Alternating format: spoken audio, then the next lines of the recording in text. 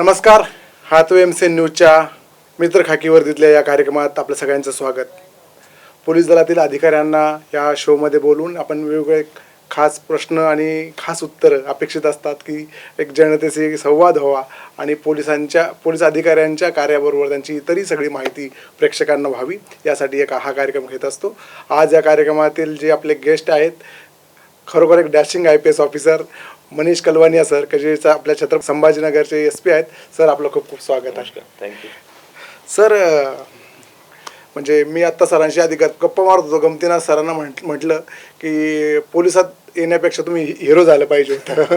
आणि तर ह्या सगळ्या इकडं करिअर जेव्हा आपण सगळे निवडतो आणि कायम एका खाकी वर्दीची किंवा सगळ्यांना वर्दीची एक आवड असते. सगळ्यांना असं वाटतं की मुझे IPS बनना है या पुलिस बनना है. तो आपको कब लगा था ऐसा कि ये कब लगा कि मुझे भी IPS ज्वाइन करना है और पुलिस में जाना है? तसं माझे वडील एअरफोर्समध्ये होते हो. आणि ते पण एक युनिफॉर्म सर्व्हिसमध्ये होते. तो लहानपणापासून मी त्यांना बघत होतो आणि एक सुरुवातीपासून युनिफॉर्मचे अट्रॅक्शन होतं. आणि ओरिजिनली मी राजस्थान से है आणि बचपन मेरा गांव में ही निकला और वहाँ हम लोग खेत में वगैरह खूब घूमते थे इधर उधर. एंड वो एक अलग दुनिया थी. बट वहाँ से निकल के ग्रेजुएशन किया मैंने IIT बॉम्बे से. उसके बाद मैं सर्विस जॉब करने के लिए 1 साल गुजरात गया. जॉब करते टाइम नेहमी रुटीन लाईफ बघत असताना मला थोडासा असा मला फील झाला की आम्ही जे काही काम करतो एक प्रायव्हेट कंपनीसाठी त्याच्यातून बेसिक काही चेंज कोणाच्याही लाईफमध्ये काही होत नाही आहे. बदल. या आम्ही त्याच रोडने जात होतो, तिथे तसाच तो अतिक्रमण असो किंवा जे काही गोष्टी असेल ते तसेच आम्हाला दिसत होती जाताना येताना. तर थोडासा असा फील झाला की आम्ही जे काही करतो त्याच्यातून काही मूलभूत चेंज सोसायटीमध्ये किंवा लोकांची लाईफमध्ये होत नाही आहे. आणि ते एक लहानपणापासून माझे वडिलांना बघून जे एक वर्दीसाठी जे आदर निर्माण झाला होता, त्यामुळे मी डिसाईड केला की आता आपल्याला हा एक काम केला पाहिजे. तिथून तो झालेला सुरुवात प्रवास आहे. तुम्ही कधी IPS पास झाला आणि कधी जॉईन केला IPS? 2015च्या माझ्या बॅच आहे. तेव्हा आमचं सिलेक्शन झाला. 1 वर्षाची ट्रेनिंग झाली हैदराबादमध्ये. आणि त्याच्यापूर्वी मी 2011-12 मध्ये जसं मी सांगितलं गुजरातमध्ये एक प्रायव्हेट जॉब करत होतो. तेव्हा मी तयारी स्टार्ट केली होती आणि एक आमच्या फ्रेंड सर्कल होता, एक ग्रुप होता, त्यांच्यासोबत आम्ही याची तयारी करत होतो आणि शेवटी 2015 मध्ये सिलेक्शन झालं.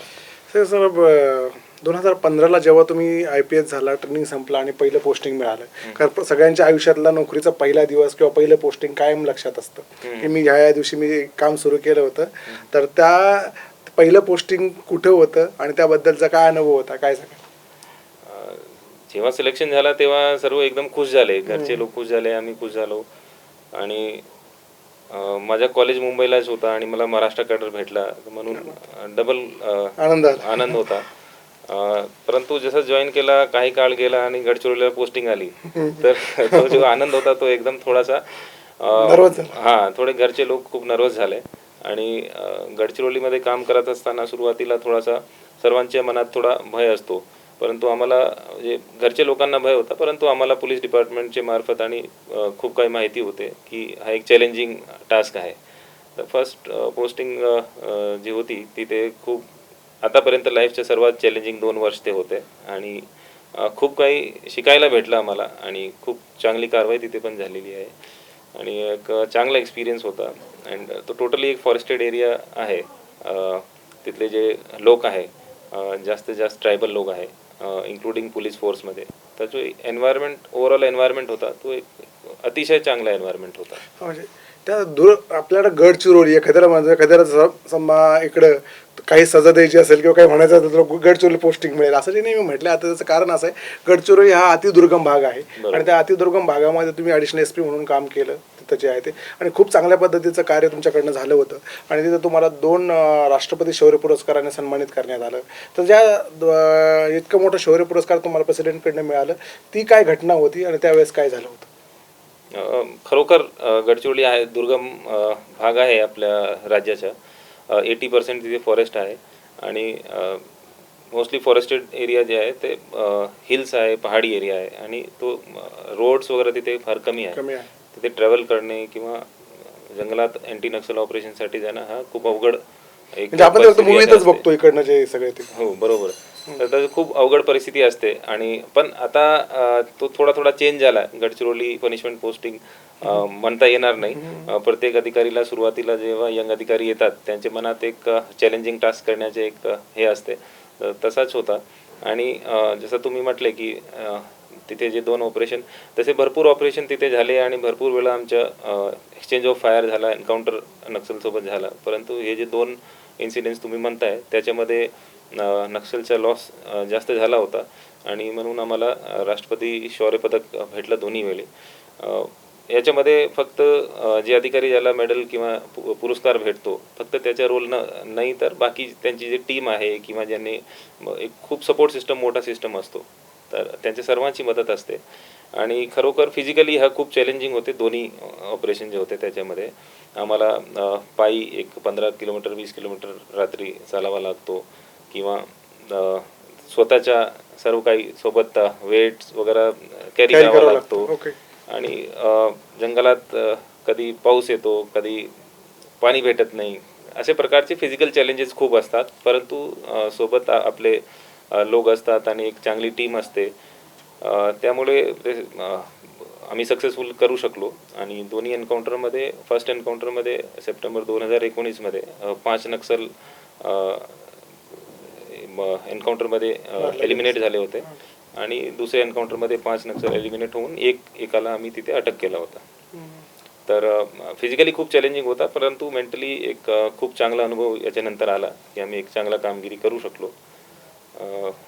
तो इतना प्राउड मोमेंट था मगर वो जब जब हुआ था, जब अवार्ड मिला तब तो प्राउड था, मगर जब एक घड़ा था, जब जो ये पूरा ऑपरेशन चल रहा था, जब घर वालों को पता चला तो उनकी क्या रिएक्शन थी? घर वालों को हम बताते नहीं थे कि हम कहीं जा रहे हैं, ऑपरेशन पे जा रहे हैं. तो उनको जब तक न्यूज़ से उनको पता चलता था तब तक हम वापस आ चुके होते थे. तो हम उनको फ़ोन पे बात करके शांत कर सकते थे. इसका मतलब वो एक क्योंकि बड़ा टास्क वो भी था घर में बताने के बाद में क्या है उसके बाद में सर उसके बाद में आपको कहाँ पोस्टिंग मिला? उसके बाद में मैं नागपुर में एज DCP पोस्टेड था 8-9 महीने के लिए और उसके बाद वहाँ से अभी मैं यहाँ पे पोस्टेड हूँ पिछले साल अप्रैल 2022 से. छत्रपति संभाजीनगर पे आने वाले और इधर सर अभी करंट SP आहे उनका पूरा इधर कायदा और सुव्यवस्था ठेवायची जबाबदारी त्यांच्यावरती आहे, अबाधित ठेवण्याची, त्याच्यावरती आपण बोलणार आहोत. पण त्या अगोदर ती सर या सगळ्या प्रवासामध्ये म्हणजे आता आपण तिकडे तुम्हाला सगळ्या खूप मुलांना किंवा सगळ्यांना IPS व्हायचं आहे, IAS व्हायचं आहे, तर त्यांना काय सांगाल का त्यांना जी तयारी करतात किंवा आता काय झालंय कॉम्पिटिशन खूप झाले. म्हणजे काल तलाट्याचं एका पेपरसाठी प्रचंड पद्धतीचे आवेदन येतात जे आहे ते. तर बऱ्याच मुलांना IAS IPS व्हायचं आहे पण त्यांनी या इकडे येण्यासाठी आतापासून काय तयारी केली पाहिजे? सुरुवातीपासून एक तर जे काही तुम्ही शिकताय, जे काही स्ट्रीममध्ये तुम्ही असेल त्याच्यामध्ये एक चांगला परफॉर्मन्स करणे हा अपेक्षित आहे. समजा तुम्ही स्कूलमध्ये आहे तर स्कूलमध्ये ॲटलिस्ट 10th पर्यंत किंवा 12वी पर्यंत एक चांगला स्टँडर्ड ठेवा, चांगली मार्क्स ठेवा जेणेकरून तुमचा एक कॉन्फिडन्स लेवल राहील आणि त्याच्यानंतर तुम्ही आपोआप एक 80% क्राऊडच्या वरती राहणार तुमच्या कॉन्फिडन्स लेवल. आणि एकदा तुम्ही कॉलेजमध्ये आले तर हळूहळू तुम्ही करंट अफेअर्स, न्यूजपेपर्स असो किंवा जे रिलेव्हंट सब्जेक्ट तुम्हाला जे काही ऑप्शनल घ्यायचे आहे त्याची तयारी कॉलेज पासून तुम्ही सुरू केली फर्स्ट इयरपासून तर जेव्हा तुम्ही कॉलेजतून पासआउट होतात, एक्झाम देतात तेव्हा एकदम तुमचा चांगला एक प्लॅटफॉर्म तयार असतो. नक्कीच तो सगळ्यांना हा जो दर प्रत्येक वेळी विचारण्याचा प्रश्न की ज्यांना आहे बाबा प्रत्यक्ष ज्यांना पासआउट केलं त्यांचं मार्गदर्शन मिळालं पाहिजे. तर त्याच्या अगोदर आपण ब्रेकवर जाण्या अगोदर ती एक प्रश्न घेऊयात आणि एक ब्रेक घेऊयात. तुम्ही IPS मध्ये झालात पण त्या अगोदर तुमचं जे गावातलं जे सगळं बालपण आहे किंवा प्राथमिक शिक्षण आहे किंवा तुमचं हायस्कूल आहे, कॉलेज आहे ते कुठं झालं आणि तुमचं गाव कुठलं आहे? माझं गाव एक राजस्थानमध्ये नागौर डिस्ट्रिक्टमध्ये एक छोटा गाव आहे. तालुका प्लेस पासून अजून 10 किलोमीटर वरती तो गाव होता आणि तोच आमचा सर्वात चांगला टीचर आपण म्हणू शकतो.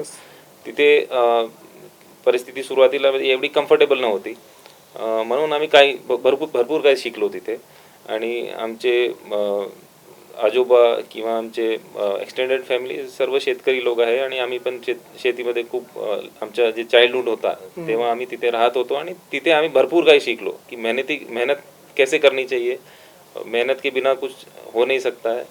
एंड वो एक आदत उसी समय लग गई थी। तो उसके बाद हम पिताजी के साथ बाहर रहने लग गए थे एक 5वीं 6ठी क्लास के बाद में। उसके बाद गांव रहने का इतना मौका नहीं मिला, परंतु वो एक जो पीरियड था गांव का, तो वो बहुत अच्छा और बहुत ही सिखाने वाला पीरियड था और उसमें बहुत कुछ सीखा और अभी भी वो पीरियड मेरे को बहुत याद आता है। म्हणजे आपल्यासारखा एक शेतकऱ्याचा मुलगा एक IPS अधिकारी आणि आज सध्या छत्रपती संभाजीनगरचे SP असा हा प्रवास आहे. खूप सरांना आता छत्रपती संभाजीनगरच्या सगळ्या प्रश्नांवरती किंवा कायदा सुव्यवस्था राखण्याच्या त्यांच्या कामाबद्दल आपण चर्चा करणार आहोत. तुर्तास घेऊ एक छोटासा ब्रेक.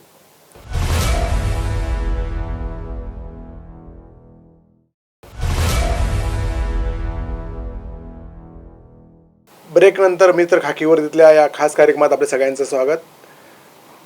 SP सरांशी आपण चर्चा करतोय छत्रपती संभाजीनगरच्या ग्रामीणच्या ज्या सगळ्या कायदा आणि सुव्यवस्थेबद्दल. सर, आपण जॉईन केल्यानंतर आतापर्यंत की औरंगाबाद किंवा छत्रपती संभाजीनगरच्या जिल्ह्यातील चोरीच्या घटना वाढल्याची जी चर्चा आहे किंवा क्राईम रेट जसा पहिला आहे त्यापेक्षा वाढतो आहे का, याबद्दल काय सांगाल?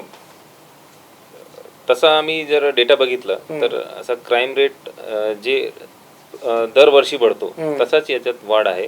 आणि याच्यात आम्ही एक अजून हे केलेलं आहे की आम्ही फक्त स्टॅटिस्टिक्स वरून डिस्कस करू शकत नाही, कारण की पोलीस स्टेशनमध्ये एकही फिर्यादी आला आणि त्याचा गुन्हा दाखल झाला नाही किंवा बर्किंग झाला, असं झालं नाही पाहिजे असे सक्त निर्देश असून त्याच्यात स्वाभाविक आहे की क्राईम थोडासा रजिस्ट्रेशन वाढेल. आणि जर तो क्राईम रजिस्ट्रेशन वाढला तर एक चांगली गोष्टी आहे की प्रत्येक गोष्टी ऑन रेकॉर्ड आली. तर फक्त स्टॅटिस्टिक्सवरून आम्ही बघू शकत नाही, परंतु प्रिव्हेंटिव्ह ॲक्शन जे असते त्याच्यावरती आमचा भर आहे. आणि MPDA असो किंवा तडीपारीची कारवाई असो, हे जे रिपीट ऑफेंडर्स आहे त्यांची एक संपूर्ण यादी करून आणि त्यांच्यावरती काय कंट्रोल करायचं आहे, त्यांना कसा मॉनिटर करायचं आहे, ती एक कारवाई पूर्ण जिल्ह्यामध्ये प्रत्येक पोलीस स्टेशनमध्ये चालू आहे. शहरामध्ये आम्ही उडताना बघतो की काही तडीपारीच्या कारवाई झाल्या आहेत. तुम्ही आल्यानंतर काही ग्रामीणमध्ये काही लोकांना तडीपार केले? 100% आपल्याकडे गँग तडीपारीची भरपूर कारवाई असते. आम्ही आतापर्यंत आम्ही आल्यापासून आतापर्यंत जर बघितलं तर जवळजवळ एक 40 लोकांना तडीपार केलेला आहे. आणि MPDA खाली आम्ही आतापर्यंत एक 11 लोकांना स्थानबद्ध केलेलं आहे आणि ते सर्व 2 वर्षासाठी 1 वर्षासाठी ते स्थानबद्ध असतात. सर, छत्रपती संभाजीनगरला काम करताना सगळीकडे म्हणजे मीडियात किंवा बाकी आम्ही जेव्हा पुण्याला गेलो, मुंबईला गेलो, अशी चर्चा असते तिथले की औरंगाबादला राजकीय दबाव थोडासा जास्त आहे. तर as a being police officer आता तुम्हाला इथं काम करताना किंवा पोलीस दलावरती ॲज अ SP म्हणून नाही पण खाली लोकांवरती पोलिसांवरती राजकीय दबाव आहे काही? तसा मी म्हणणार नाही, कारण असं प्रत्यक्ष कधी आमच्या लक्षात आलं नाही की कुठलाही दबाव आहे. काही घटना घडली त्याच्यानंतर आमच्याकडे निवेदन देण्यासाठी लोक येतात किंवा रिप्रेझेंटेशन देतात, ते सर्व एक नॉर्मल प्रोसिजर आहे. आणि थोडा आता आपल्या पुऱ्या राज्यामध्ये थोडी पॉलिटिकल सिच्युएशन कॉम्प्लिकेटेड आहे, परंतु असा काही दबाव वगैरे काही आम्हाला कधी फील झाला नाही. औरंगाबाद जिल्ह्याच्या ग्रामीण भागामध्ये खूप वेळेस गावठी दारूच्या खूप बातम्या येतात का, म्हणजे एकतर ते बनावट दारू बनवणं असेल किंवा मग ते दारू विक्री असेल ज्या पद्धतीची किंवा काय पत्त्यांचे क्लब असेल, अशा कायम बातम्या ज्या येतात त्याकडे तुम्ही कसं बघताय? ते कमी होतंय, वाढतंय किंवा तुम्ही पोलीस काय करत त्याच्यावर? या दोन्ही जे तुम्ही गोष्टी इथे मांडल्या याच्यामध्ये रिपीट ऑफेंडर्स असतात, त्यांच्यावरती कारवाई झाली आणि त्यांनी परत येऊन त्याच्यात जे पनिशमेंटचा जे क्वांटम आहे तो एवढा नसून त्यांची बेल होते आणि ते परत जाऊन तेच कारवाई सुरू करते. म्हणून आता आम्ही त्यांच्यावरती प्रिव्हेंटिव्ह ॲक्शन SP ऑफिसला सुरू केलं आहे. ज्यांच्यावरती समजा 2 पेक्षा जास्त जुगारचे गुन्हे किंवा दारूचे गुन्हे दाखल झाले त्यांना SP ऑफिसमध्ये बोलवून त्यांच्याकडून आम्ही एक गुड बिहेवियरचा बॉन्ड घेतोय. म्हणजे 2 वर्षासाठी त्याच्याकडून एक 15,000 20,000 किंवा एक 50,000 पर्यंत एक अमाऊंट ठेवून त्याचा एक बॉन्ड लिहून घेतो त्याच्याकडून गुड बिहेवियरसाठी 2 वर्षासाठी किंवा 1 वर्षासाठी. त्याचा एक चांगला प्रभाव येईल अशी आम्हाला खात्री आहे. आणि त्या बॉन्ड केल्यानंतरही त्यांनी जर परत ती कारवाई केली तर ते पैसे त्याला जमा करावे लागते किंवा त्याला आम्ही स्थानबद्ध करू शकतो. त्या बॉन्डच्या सिक्युरिटीमध्ये परत वापस घेऊ शकतो चुकीचं केलं तर. सर, अजून एक मोठा विषय इथलं कायम राहिला आहे पैठण किंवा त्या गंगापूर आणि वैजापूरच्या भागामध्ये की तिथं गोदावरी नदीचं पात्र आहे आणि बरोबर. खूप मोठ्या वाळू चोरीच्या घटना किंवा शिवना नदी आहे तुमच्या वैजापूरमध्ये, तर ते खूप वाळू चोरीच्या घटना कायम होतात. त्यावर कारवाई करण्याचं महसूल प्रशासनाचं काम आहे, पण महसूल आणि संयुक्तिक कारवाई होणं अपेक्षित आहे. पण त्याच्यावरती नेहमी पोलिसाला टार्गेट केलं जातं की या सगळ्या याच्यामध्ये पोलीस मिळालेले आहे आणि म्हणून की वाळू चोरी चालू आहे. कसं बघतं? याच्यामध्ये एक चांगलं डेव्हलपमेंट जे आता आम्ही बघतोय की जे डिपो सुरू केलेले आहे सरकारने, ते एक चांगला याच्यात इफेक्ट आता बघितलं की आम्ही त्याच्यातून चोरी कमी होतील असं आम्हाला वाटते. आणि जे आता चोरीची जी घटना जे चालू आहे त्याच्यामध्ये एक महसूल डिपार्टमेंटसोबत आम्ही एक पथक तयार केलेलं आहे, ज्याच्यामध्ये कायम स्वरूपी 2 पोलीसमॅन त्या टीमचे जे हेड आहे, समजा तहसीलदार किंवा नायब तहसीलदार जे त्यांनी नियुक्त केलेलं आहे, त्याच्यासोबत कंटिन्यू 2 पोलीस राहतात आणि ऑन डिमांड ते कधी एक्स्ट्रा पोलीस मागू शकतात. तसा करून एक कंट्रोल सेंटर पण कलेक्टर ऑफिसमध्ये केलेलं आहे की तिथे कंट्रोल रूम, तिथे कोणी फोन करून ती माहिती देऊ शकतो. ही झाली महसूल विभागाची कारवाई. या व्यतिरिक्त पोलीस डिपार्टमेंटकडून पण कारवाई चालू आणि जे रिपीट ऑफेंडर्स आहे, ज्यांच्यावरती एकपेक्षा जास्त असे गुन्हे दाखल आहेत, त्यांच्यावरती MPDA आणि तडीपारची कारवाई आमच्याकडून चालू आहे. सगळ्या ठिकाणी जसं बाकीच्या चोरींचं गुन्ह्यांचं आव्हान आहे, तसं ते सायबर सिक्युरिटीचं आव्हान सगळ्यांच्या समोर आहे. म्हणजे सायबर सिक्युरिटी काय सगळं आता काय झालं की सगळ्या प्रकारचे सायबरचे गुन्हे वाढतात. मग त्याच्यामध्ये OTP सांगणं असेल किंवा फोनपेवरनं पैसे जाणं असतील किंवा अशा स्वरूपाच्या किती ग्रामीण तक्रारी दाखल होत आहे आणि त्या काही ठिकाणून काही मुद्देमाल वापस आणता आलाय का? सायबरचा जे मुद्दा आहे याच्यावरती मी फक्त तुमच्या जे प्रश्न आहे त्या व्यतिरिक्त पण थोडासा बोलू इच्छितोय. टेक्नॉलॉजीचा वापर चांगल्या प्रकारे आणि वाईट दोन्ही प्रकारे त्याचा वापर होऊ शकतो आणि दोन्ही साईडमध्ये ते तेवढेच इफेक्टिव्ह आणि तेवढेच स्ट्रॉंग आहे. म्हणून आपल्याला तो वापर करताना खूप अलर्ट होऊन केला पाहिजे. ह्याचा फायदा पण होतो जर चांगल्या प्रकारे उपयोग केला.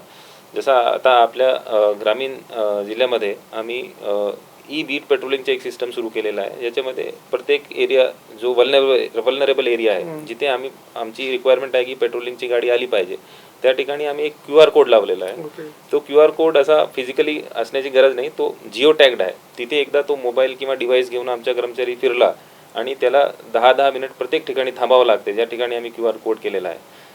तर असा प्रत्येक पोलीस स्टेशनमध्ये कमीत कमी 30-40 स्पॉट्स केलेले आहे, ज्या ठिकाणी त्याला फिरावा लागतो आणि त्याचे रिपोर्ट आमच्याकडे येतात की कोण कुठे कुठे फिरला.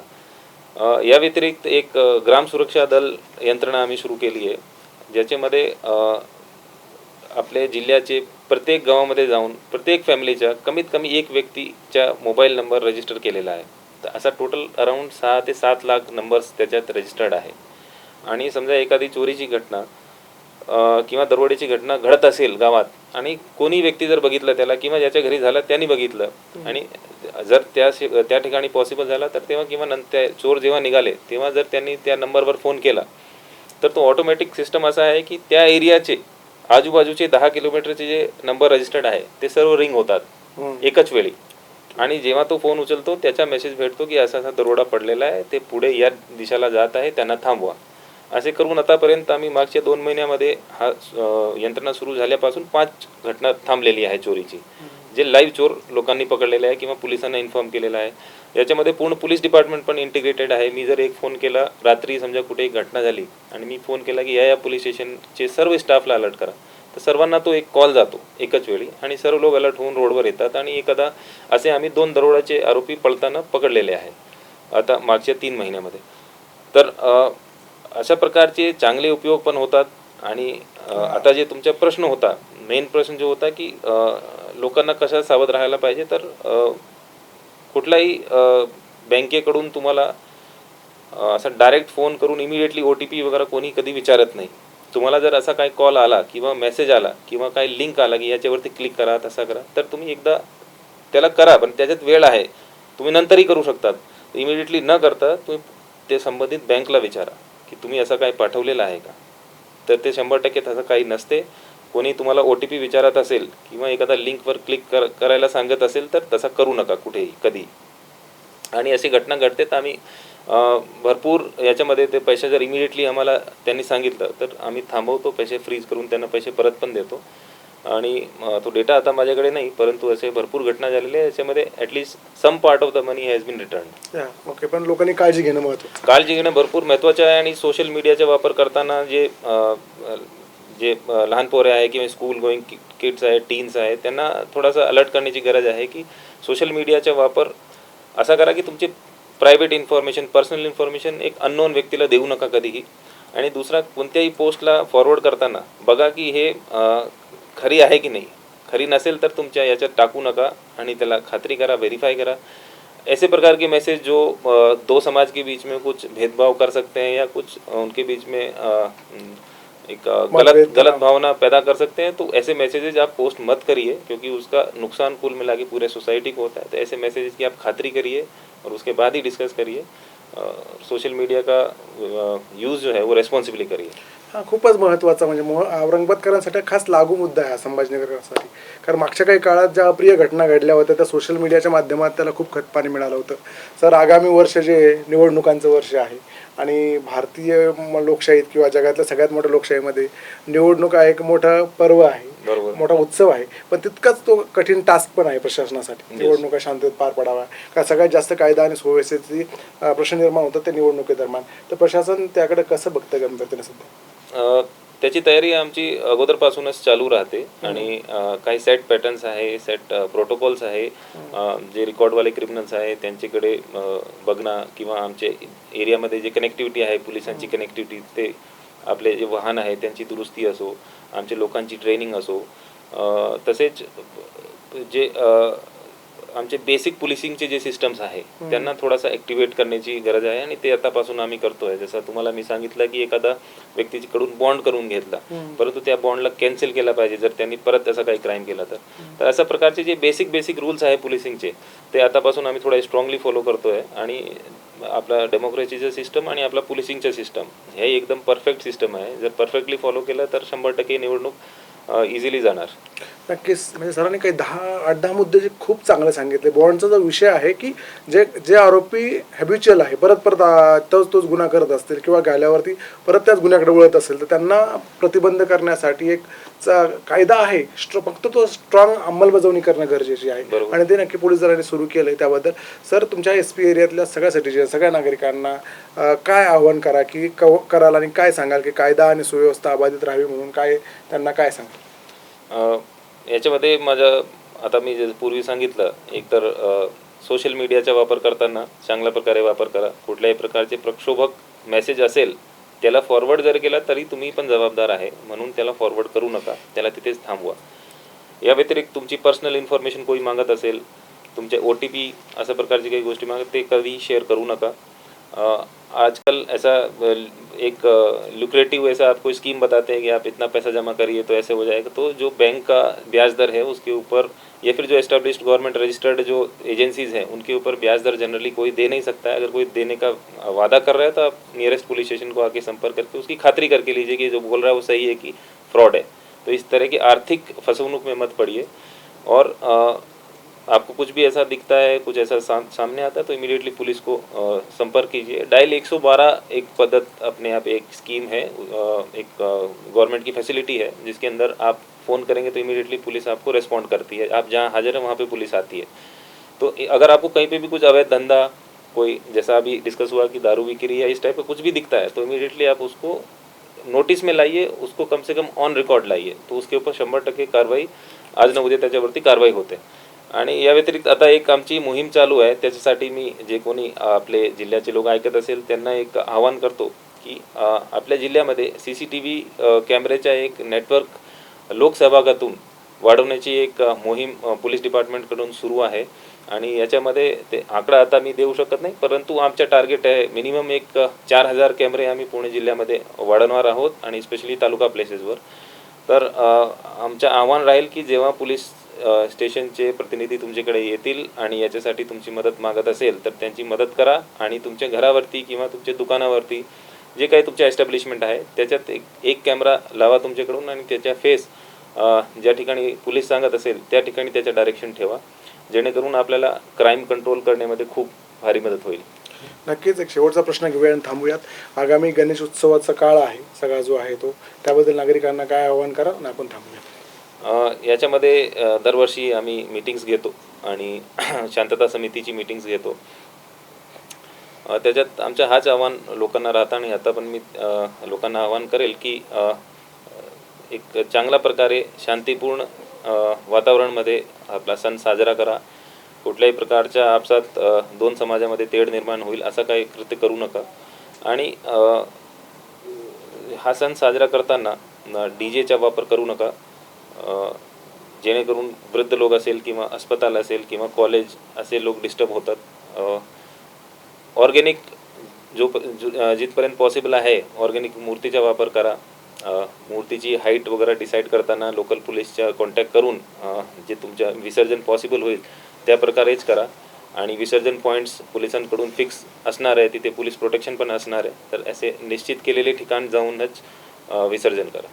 नक्कीच सर, आपण आलात आणि खूप सारे मुद्दे म्हणजे त्यातले 4-5 मुद्दे तर खूप महत्त्वाचे आहे.